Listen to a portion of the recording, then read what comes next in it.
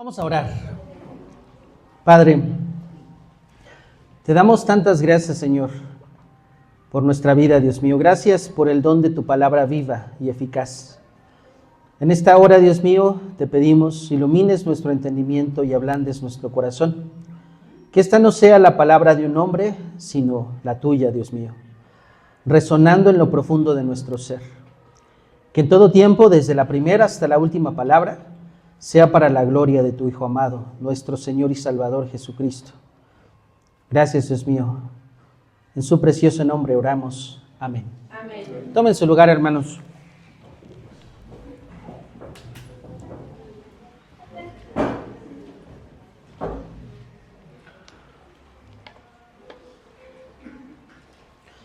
Me gustaría hacerles una pregunta, hermanos. ¿Ustedes consideran que como sociedad vivimos en una época en donde buscamos señales? ¿Buscando qué? Señales. ¿Señales? Ajá. Creo que sí. ¿Ejemplos, hermanos? Piensen en la comunidad, en todo el mundo. ¿Estamos en una época en donde buscamos señales? Pues cualquier cosa que vemos así, pues no cualquier cosa. Por ejemplo, en el Face están muchos que ya va a venir el Señor Jesucristo. No dudamos que va a venir el Señor Jesucristo. Yo también creo que pronto vendrá. Pero cualquier señal, dice, cualquier cosa es una señal.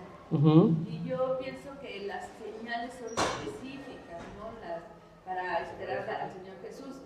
Pero cualquier cosa, lo que dijo Trump, lo que no dijo, ya es una señal del final de los tiempos.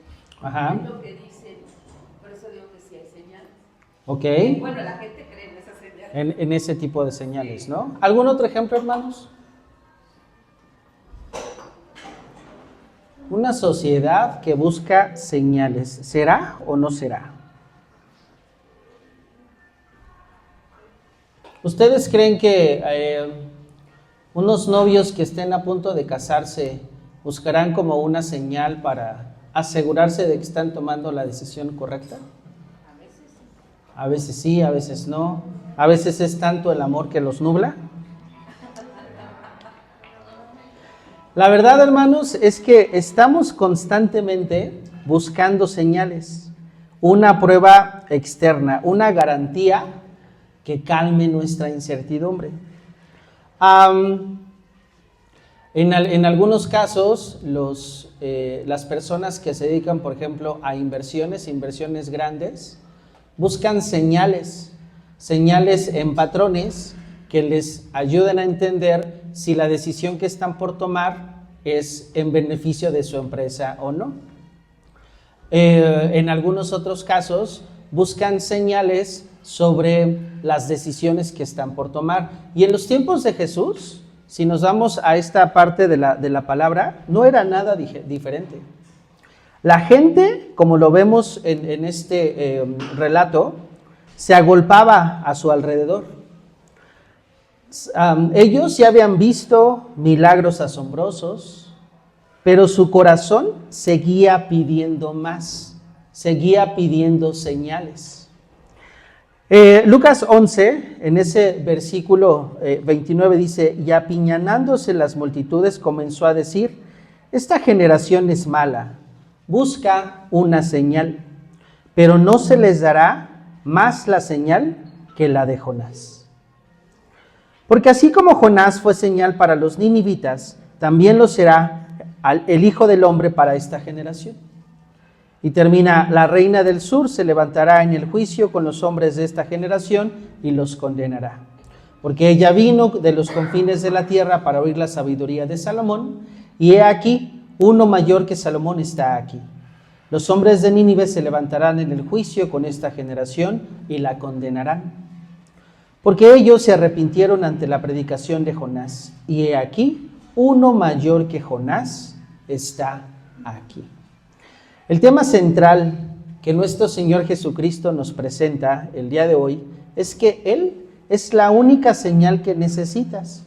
Es la persona, Él es la persona y la obra de En un mundo que clama por pruebas espectaculares, Jesús se presenta a sí mismo como la evidencia definitiva, suficiente y final de Dios. Vamos a adentrarnos un poquito más en esta parte. En primer lugar, en el versículo 29 Jesús comienza con un diagnóstico severo, ¿no? ¿Qué dice la palabra de Dios? Esta generación es ¿qué? Es mala. Busca una señal. Si lo analizamos primero, puede sonar hasta a veces un poquito extraño. Sin embargo, debemos entender la motivación del corazón, la motivación que el corazón de Jesús está intentando exponer o está exponiendo. No era una búsqueda sincera de fe, más bien era una demanda hasta cierto punto arrogante de una prueba. El pueblo ya había visto diferente tipo de milagros, había escuchado, había presenciado dichos milagros. Sin embargo, seguían con esta necesidad, ¿no? Era el corazón que dice, Dios, si quieres que yo crea, tienes que impresionarme. Haz un truco más grande, haz un truco más espectacular. Casi es un intento de poner a Dios a prueba, de colocarlo en el banquillo de los acusados para que Él demuestre su valía ante cada uno de nosotros. Ese era exactamente este sentimiento que el espíritu de Israel mostró en el desierto. Si vemos y me ayudan a buscar Éxodo 17:7.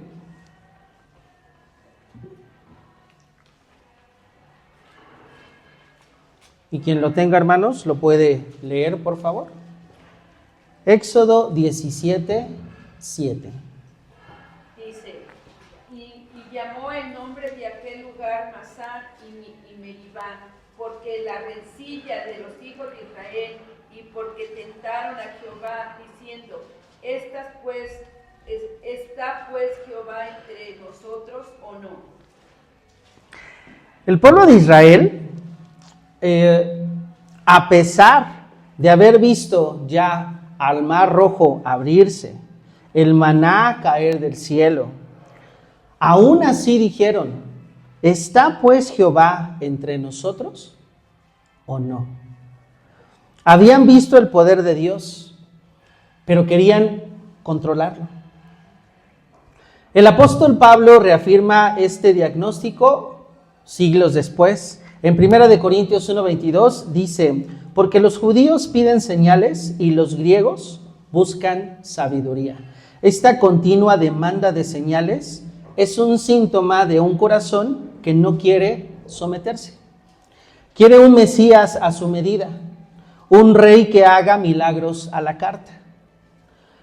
Un espectáculo de poder, pero no un Salvador que le exija arrepentimiento y le llame a negarse a sí mismo. Escuchaba, hermanos, en la semana un poquito acerca de la Asociación de Alcohólicos Anónimos. Y algo que me llamaba la atención, que todavía no he ido como más allá al detalle, es que es una organización que fue fundada por un cristiano. Y esta organización, lo primero que uno tiene que hacer al pararse enfrente de ellos es decir, yo soy Edaí y soy alcohólico. Y esa declaración es algo que independientemente que la persona esté en ese servicio por 30, 35, 40, 45 años, se sigue parando enfrente del grupo y se sigue presentando de la misma manera. Yo soy Edaí y soy alcohólico. Y en ese relato, algo que me llamó mucho la atención es que estaban entrevistando a una persona que ya lleva 30 años en estas reuniones y le decían, bueno, pero es que en realidad tú ya no tomas, tú ya no eres alcohólico. Y él les contestó, no, es que el día que yo crea que ya no soy alcohólico, ese día seguramente tomaré otra vez. Y yo lo llevaba un poco a esta parte de cuando nos convertimos al Señor y decimos, no, pues es que yo ya soy salvo, ¿no? Listo, se acabó. Pasan 2 minutos y volvemos a pecar. En realidad, nosotros como cristianos debemos empezar diciendo, hola, soy Edaí y soy pecador. Y esa condición pecadora, pasen 5, 10, 15, 20, 30 años, voy a seguir siendo pecador. En el momento en el que yo no me la crea, entonces va a tener esta palabra algo que ver conmigo. ¿Por qué? Porque de otra manera estaríamos constantemente buscando señales y señales y señales para que nuestro corazón no se someta a la voluntad de Dios. Para que nuestro corazón siga pensando que yo le voy a pedir al Señor y el Señor me va a dar. Pero yo le voy a pedir al Señor y el Señor me tiene que dar lo que le estoy pidiendo. Es una gran diferencia. Un contexto completamente diferente. Es importante que examinemos nuestro propio corazón. ¿De qué maneras sutiles el día de hoy o en esta semana hemos estado pidiéndole ese tipo de señales a nuestro Dios? Quizá no estamos pidiendo que caiga fuego del cielo, pero sí decimos, si me das ese trabajo, Señor, en ese trabajo te voy a servir. Como condicionando. Si me metes a esa escuela, en esa escuela te voy a servir. Y me hacía mucho sentido porque hace 3 semanas, casi 3 semanas, yo les decía, hermanos, quiero agradecer a Dios que le ha dado una escuela a Elías, una escuela que está cerca de la casa, ¿no? Pero ¿qué creen, hermanos? Le tocó en la tarde. Entonces, pues, se olvida uno que hacía 2 semanas, 3 semanas, pues uno estaba así, ¿no? ¿Qué tal que le toca en otro sector? ¿Qué tal que le toca 30 minutos de la casa, 25? ¿O qué tal que no le asigna nada? Dios contesta la respuesta y le da a la escuela ¿qué tanto le pedimos? Pero se la da en la tarde. Entonces, ¿qué tipo de señales le pedimos a Dios de manera muy sutil? Gracias, Dios, por esa escuela que le diste y ahí va a estar, punto. Pero a veces intentamos como de manera muy sutil moldear estas señales que buscamos. Si sanas a mi familiar, entonces voy a creer en tu bondad. Señor, dame una experiencia emocional abrumadora y entonces sabré que eres real. Haz el milagro y entonces sabré que eres real. Hazlo y entonces sabré que estás en mi vida. Lo hacemos con mucha sutilidad, porque aún en esa petición, pues va nuestro corazón. Y entonces cuando leemos lo que el pueblo de Israel le dice a Moisés, entonces, ¿nuestro Dios está con nosotros? ¿Sí o no? Caray, pues si ya viste todos los milagros que ha hecho el Señor, ¿todavía lo dudas? De manera muy sutil también pasa en nuestra vida. ¿Todavía lo dudamos? ¿Todavía no estamos convencidos? ¿O creemos que solo si contesta como nosotros lo tenemos en nuestra cabecita, entonces quiere decir que Dios está conmigo? Y si no, algo malo estoy haciendo porque quiere decir que Dios no está conmigo. Cada una de estas es una forma de incredulidad, porque se niega a confiar en la revelación que Dios ya ha dado a su Hijo. La fe no se basa en lo que vemos, sino en quién nos habla. En el versículo 30, hermanos, dice, porque así como Jonás fue señal de los ninivitas, también lo será el Hijo de Hombre para esta generación.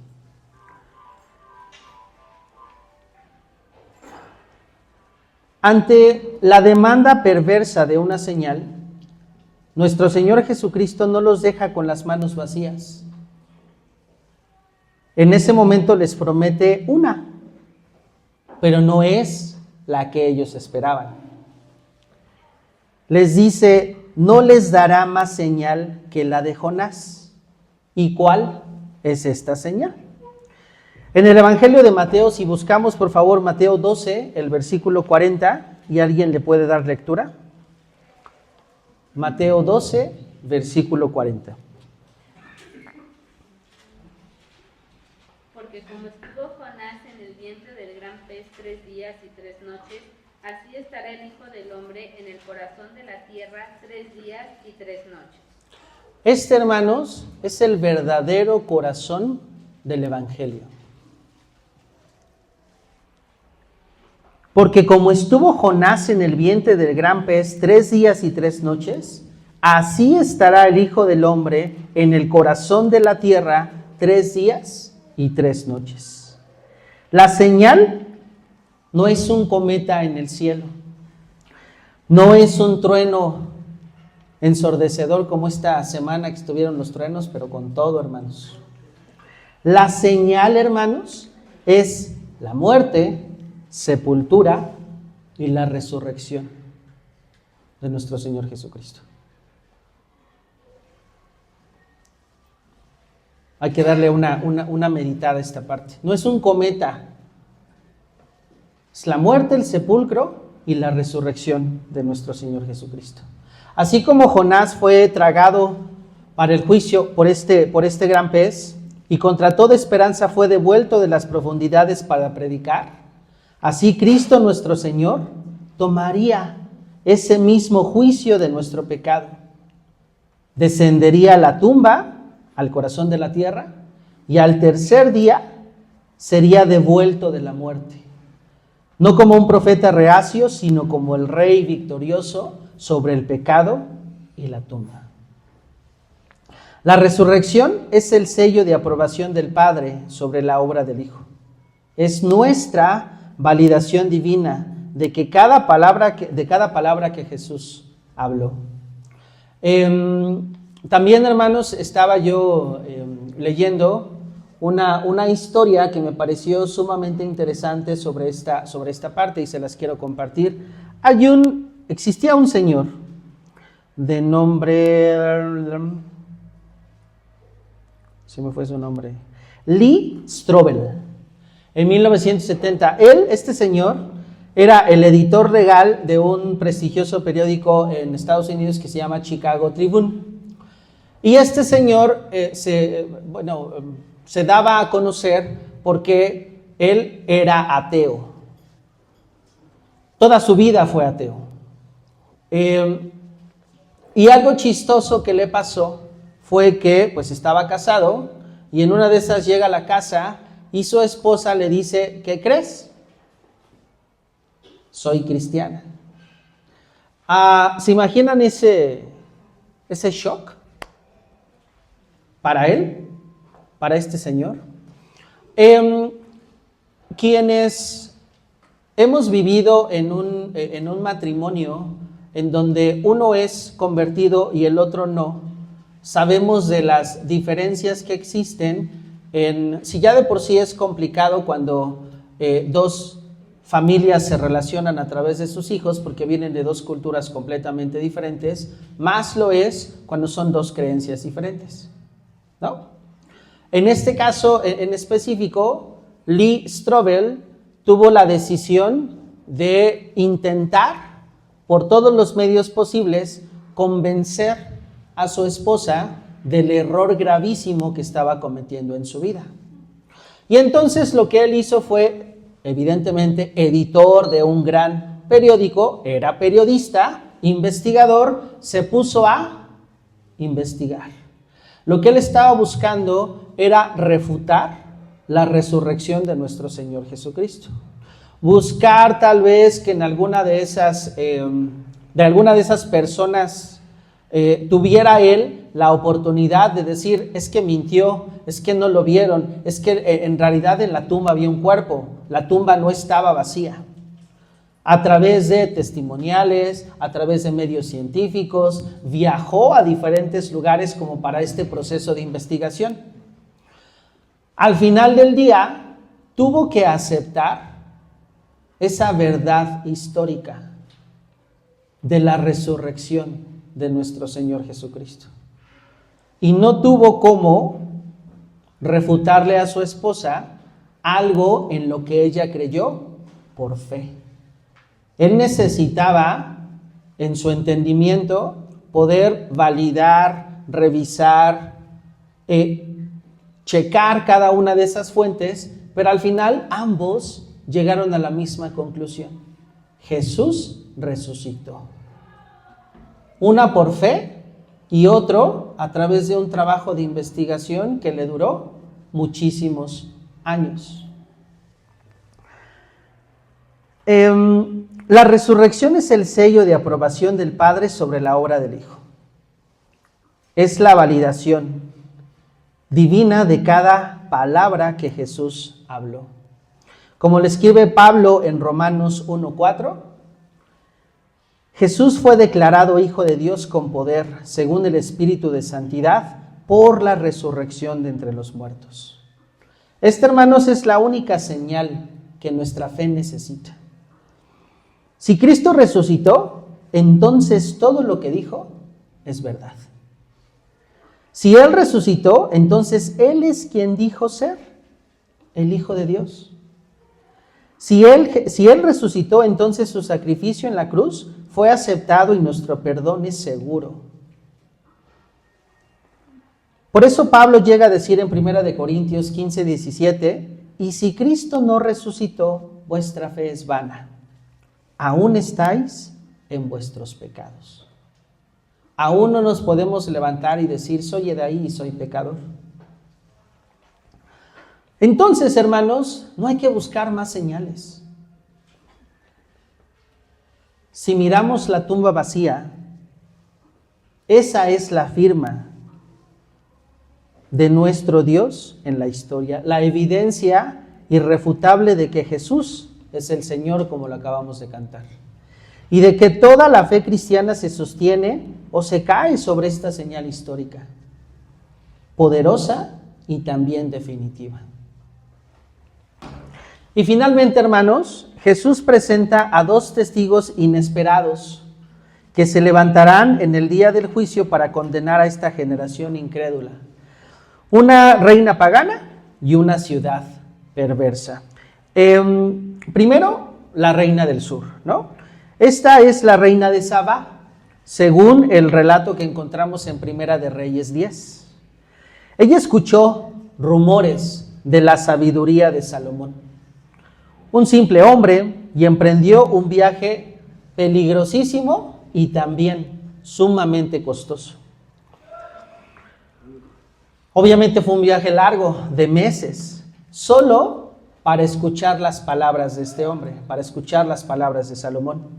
Y al llegar, quedó tan asombrada que dijo que ni la mitad se le había contado. Jesús entonces declara la impactante verdad.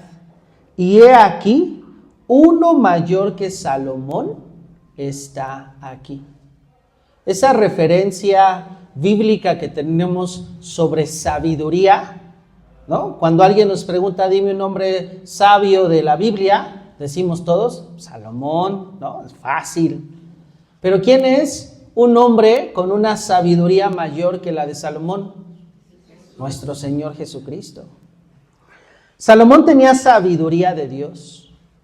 Jesús es la sabiduría de Dios encarnada. Pablo nos dice en Colosenses 2:3 que en Cristo están escondidos todos los tesoros de la sabiduría y del conocimiento. La reina pagana buscó con diligencia una sabiduría finita, mientras que la generación de Jesús tenía al infinito creador de la sabiduría hablándoles cara a cara, y aún así lo despreciaron. En segundo lugar, los hombres de Nínive. La primera persona es la reina del sur, El segundo, los hombres de Nínive. ¿Quiénes eran? Pues eran los enemigos crueles y sanguinarios de Israel. Su ciudad era un símbolo de maldad y de violencia. Dios envía a Jonás, un profeta imperfecto y reacio, con un mensaje simple y duro de juicio. De aquí a 40 días, Nínive será destruida. Y si recordamos esa historia, ¿qué hicieron, hermanos? Se arrepintieron. Jonás 3:5 dice: y los hombres de Nínive creyeron a Dios y proclamaron ayuno y se vistieron de cilicio desde el mayor hasta el menor de ellos. Es decir, se arrepintieron. Ante un profeta imperfecto, que sabemos, de acuerdo a la historia, que él dijo: no, yo para allá no voy, mejor me voy para el otro lado, ¿no? Y cuando estaba yo leyendo esta parte, al final todo esto hace sentido, ¿no? ¿Por qué nuestro Señor Jesucristo, por qué nuestro Padre permite a Jonás esta osadía de quedarse o de quedarse en la mar y después ser tragado por un gran pez durante 3 días? Pues por ese plan perfecto que tenía Dios de utilizar esta porción de la palabra para reafirmar lo que el Señor Jesucristo haría tiempo después. 3 días. Sepulcro, de la muerte, sepulcro y la resurrección de nuestro Señor. Y entonces estas palabras comienzan a tener sentido y es una reafirmación del por qué pasan las cosas en nuestra vida, las cuales seguramente en este momento no entendemos, y tal vez pasen años y años y años y nosotros no entendimos, pero hay un propósito divino por el cual pasa cada una de estas. Ante este profeta imperfecto, una ciudad malvada se arrepintió. Jesús se para frente a su pueblo y declara: y he aquí, uno mayor que Jonás está aquí. Jonás predicó con desgano, Jesús predica con un amor que lo llevará a la cruz. Jonás trajo un mensaje de juicio, Jesús es el mensaje de gracia y verdad. Si los ninivitas se arrepintieron ante el siervo, ¿cuánto más es arrepentirse al Hijo? Esta lección, hermanos, la encontramos, o parte de esto es la respuesta de Dios, que Dios demanda ante la señal de Cristo, el rey más sabio que Salomón y el predicador más grande que Jonás, es la misma que al de estos gentiles: nuestra humildad y nuestro arrepentimiento genuino. Humildad como la de la reina del sur, que reconoció su propia ignorancia y buscó la sabiduría. Y el arrepentimiento como el de los ninivitas, que reconocieron su pecado y se volvieron a Dios. Esta palabra de nuestro Señor Jesucristo es tan penetrante como lo fue hace 2000 años. En primer lugar, para todos aquellos que seguimos esperando ciertas señales. ¿Qué excusas aún tenemos para con nuestro Dios? Le intentamos presentar a nuestro Dios. Nuestro Padre nos dice el día de hoy que la señal ya fue dada. La cruz demuestra el amor de Dios. La tumba está vacía y demuestra su poder. No hay mayor evidencia que se pueda ofrecer. La reina del sur y los hombres de Nínive se levantarán en el juicio para condenar a todo aquel teniendo al glorioso Cristo revelado en el Evangelio, a todo aquel que le dé la espalda. Entonces, hermanos, hoy es el día de la salvación. Si aún tenemos esas dudas, vuélvete de tus pecados y confiemos en Él, para que de manera muy natural y sin miedo digamos: hola, soy Edaí y soy pecador. ¿Hemos perdido el asombro Por otro lado, ¿hemos perdido el asombro de estas señales? Todavía, como no son rayos mágicos y truenos, ¿no las consideramos como tan presentes? O a menos de que las veamos en una red social que algo así pasó, estrudente, las llegamos a considerar, ¿no, hermanos?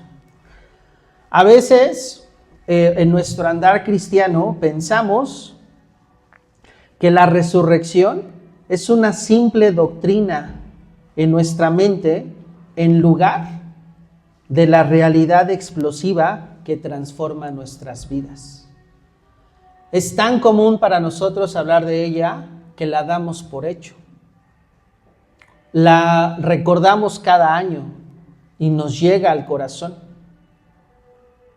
Pero la verdad es que pasan meses y meses y meses y lo damos por sentado. Esa gran señal en nuestra vida. Y entonces vivimos cada día buscando la sabiduría de aquel que es mayor que Salomón.